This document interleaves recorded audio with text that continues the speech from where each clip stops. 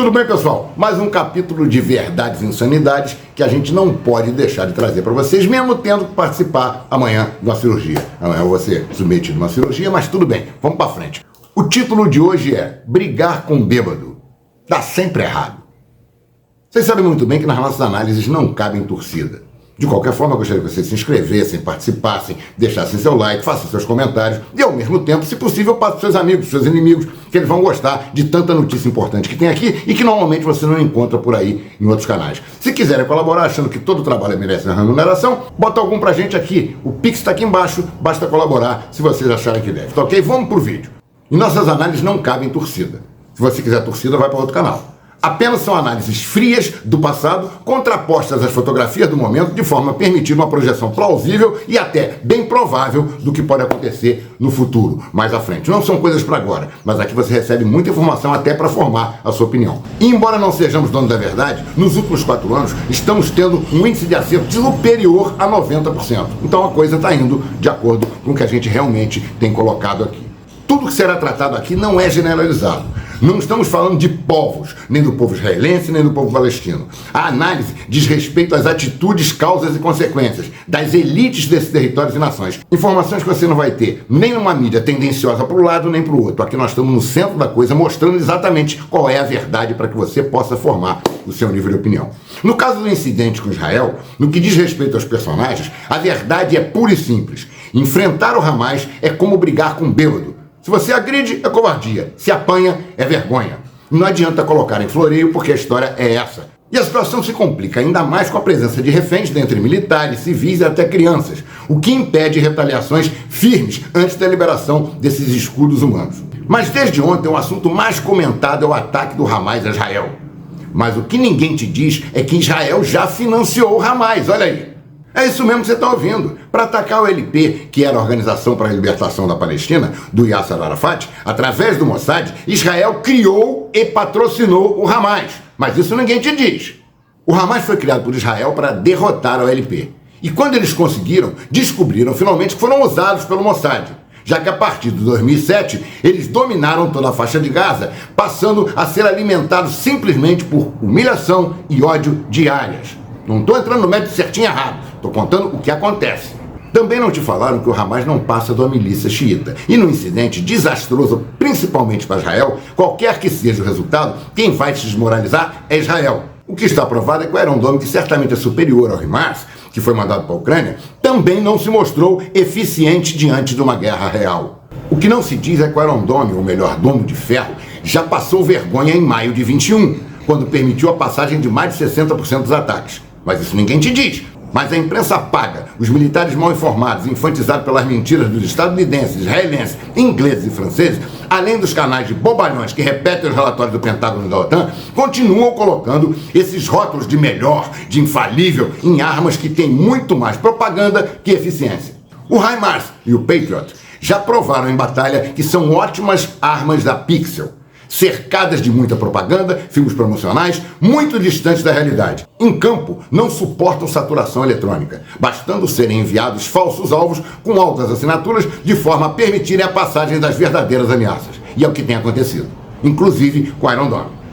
Concomitantemente a essa constatação, essa semana a versão israelense também foi posta à prova. E diante dos fatos, a verdade se impôs. Nenhum desses sistemas ocidentais são dignos de confiança. Assim, diante do que aconteceu, numa análise sem paixão, ficou claro que Israel tomou um pau de foguetes piores que fuscas voadores. Foi vazado por uma chuva de foguetes e mísseis inferiores ao Verteidigungswaffe, o mais conhecido como V2 alemão, da Segunda Guerra Mundial, à época, em 1944, chamado da Arma da Vingança. Um nome, aliás, bem apropriado para retratar a ação de quem é tratado como cidadão de 4ª categoria pelo governo de Tel Aviv o tempo todo. É importante lembrar que a verdade tem vários lados, dependendo de onde é vista. Então, antes que alguém venha com essa bobagem e dizer, está defendendo o terrorista, ninguém está defendendo o terrorista, nós estamos falando de fatos. Gostaríamos que todos entendessem que Israel cria jihadistas, inclusive financiou o próprio Hamas, e nós vamos mostrar para vocês aqui. Mas algumas verdades que têm que ser trazidas a público e ninguém traz, vocês vão ver aqui.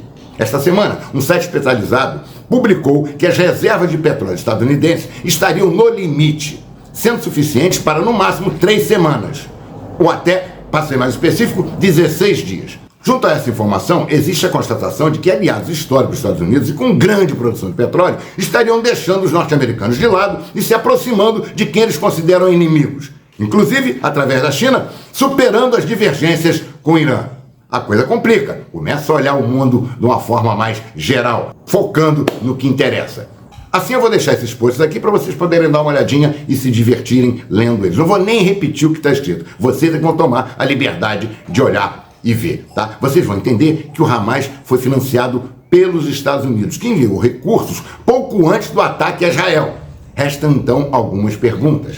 A quem interessa o acirramento da desestabilização no Oriente Médio? Seriam verdadeiras as notícias sobre o estado crítico das reservas de petróleo norte-americanas?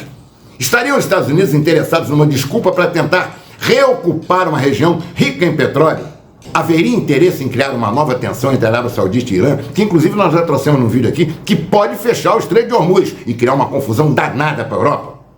Qual a verdadeira intenção do Hamas ou de quem os financia, organizou e deu suporte nesta operação fadada à retaliação desproporcional? Quem se beneficiaria com isso? Seria esse incidente uma distração para tirar a vergonha que passaram diante da Ucrânia, diante da impossibilidade de conter as verdades sobre todas as narrativas inventadas sobre a força da OTAN, sobre o poder da OTAN e a fragilidade da Rússia, que está tudo vindo à tona? Ou quem sabe, a criação de um novo conflito, envolvendo ainda um apelo religioso muito forte, tenha sido a forma de reconquistar a opinião pública e possivelmente burlar as negativas do Congresso, enviando mais recursos ou mesmo uma justificativa para fechar a torneira e abandonar de vez o palhaço viciado. O Biden já deu declarações sobre isso. Mas é certo que um apelo religioso, como se fossem umas novas cruzadas, impactaria a opinião pública contra os descendentes Saladino. E de quebra, instigariam os doutrinados pela mídia a criar mais ódios contra os malvadões de sempre, no caso a Rússia, a China e principalmente o Irã, aliados do BRICS. Estas perguntas só serão respondidas com o tempo, mas de certo é que os dirigentes do Hamas todos residem na Turquia, todos recebem dinheiro e são financiados pelos Estados Unidos e pela Europa, principalmente pela Alemanha, conforme mostram os posts. Malabate, aquele senador Lindsey Graham, falou, eu não quero nem saber o que ele falou. Eu estou pouco interessado no que essa Dilma estadunidense anda falando por aí. Ele é um maluco. E eu não vou nem citar o que ele disse, porque isso é uma besteirada danada. Ouça quem quiser. Em meio a toda essa bagunça que tira o foco da devastação da Ucrânia e acaba com a narrativa estadunidense e da mídia sobre o que estava acontecendo lá, sobre todas as mentiras que vinham trazendo, Biden garante seu apoio irrestrito a Israel. O presidente americano Joe Biden disse neste sábado que o apoio dos Estados Unidos a Israel é sólido como uma rocha inabalável. O pronunciamento foi feito depois do ataque surpresa em larga escala das milícias palestinas do Hamas contra o Estado hebreu. My administration's support for Israel's security is rock solid and unwavering. O apoio da minha administração à segurança de Israel é sólido e inabalável. Este não é o momento para qualquer parte hostil a Israel explorar esses ataques para obter vantagens. O mundo está observando. Biden destacou que os Estados Unidos nunca deixarão de apoiar Israel. Já o presidente Luiz Inácio Lula da Silva repudiou os ataques terroristas contra civis em Israel e pediu esforços internacionais para retomar imediatamente as negociações para pôr fim ao conflito. Uma reunião de emergência do Conselho de Segurança da ONU será realizada neste domingo sobre a situação no Oriente Médio, após os ataques entre Israel e Hamas, anunciou a ONU em um comunicado neste sábado. Biden garante seu apoio irrestrito a Israel. Mas aí eu pergunto, o que os Estados Unidos podem mandar para lá que ainda não mandaram para a Ucrânia? Talvez o que tenham os bombotões, que tenham de montão, fentanil, gorros de cabelos coloridos, ou quem sabe algo exclusivo como OOA, General Raquel Levine. E mais nada, o resto eles já mandaram para lá e tomaram pau. Só tem um problema, se Israel tiver uma atitude desproporcional, como se desenha uma invasão e destruição total da faixa de Gaza, pode provocar a investida do Hezbollah, que embora seja sunita, tenha feito uma ponte entre Jihad Islâmica e o Hamas, ambos xiitas. A coisa está complicando, os caras estão se unindo, são milícias, mas a coisa está complicando. O problema é que o Hezbollah não é uma milícia como o Hamas, é um exército com condições de criar muitos danos. E parece que o Hezbollah, que embora tenha sido muito fragilizado na guerra civil da Síria e tenha responsabilidade com a estabilização do Líbano, que já estão falando também que Israel vai querer atacar, declarou guerra a Israel, podendo abrir uma outra frente ao norte do país. Voltamos a frisar que nós não estamos falando do povo israelense nem do palestino. Nós estamos falando das elites desses territórios e dos grandes players do mundo que usam esses peões, cavalos, bispos, para servir as suas rainhas e reis. Aqui a análise é sem torcida, nós trazemos informação. O líder do chamado Eixo Resistência, ou Eixo da Resistência contra Israel, que também inclui Síria, Hamas, o grupo xiita libanês Hezbollah e o Irã, declarou seu apoio aos ataques realizados por milicianos palestinos nesse sábado contra o Estado judeu. Harim Zafani, conselheiro máximo do Irã, do Ayatollah Ali Khamenei, disse que Teherã estará ao lado dos palestinos até a libertação de Jerusalém. Nós estamos mostrando para vocês que nós estamos voltando aos séculos passados. As novas cruzadas estão aí de volta. Segundo a agência de notícias iraniana ISNA, Zafani parabenizou o Hamas e garantiu o apoio total do Irã ao grupo. Vídeos compartilhados nas redes sociais também mostram membros do parlamento iraniano entoando de punhos erguidos palavras de ordem como: Israel será destruído, a Palestina está vitoriosa. Por favor, dislike, brincadeira, se inscreva no canal. Com isso, Israel decreta estado de guerra, muito superior à decretação de guerra, e se prepara para destruir a faixa de Gaza com um exército montado com mais de 300 mil homens em cima da hora.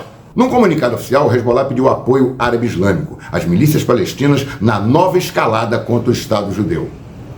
Abre aspas. Apelamos aos povos de nossa nação árabe islâmica e aos povos livres do mundo para que declarem seu apoio ao povo palestino e para que os movimentos de resistência confirmem a sua unidade de campo em sangue, palavras e ações. Fecha aspas.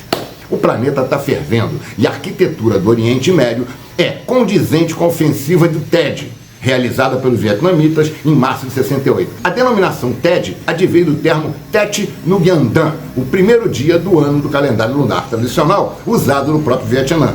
E eu digo que se assemelha porque isso vai trazer opinião pública muito forte, que tal qual o Vietnã, eu acho que com o tempo vai pesar contra. Ainda assim, há quem pense que isso é desimportante na vida das pessoas, que não causarão consequência nas eleições estadunidenses e mesmo não afetem diretamente o Brasil, hoje presidente do Conselho de Segurança da ONU, que vai ter que ter uma posição. E aí? Você é doido? Você é pichuruco? Você é pichuruco? Você é biruleibe?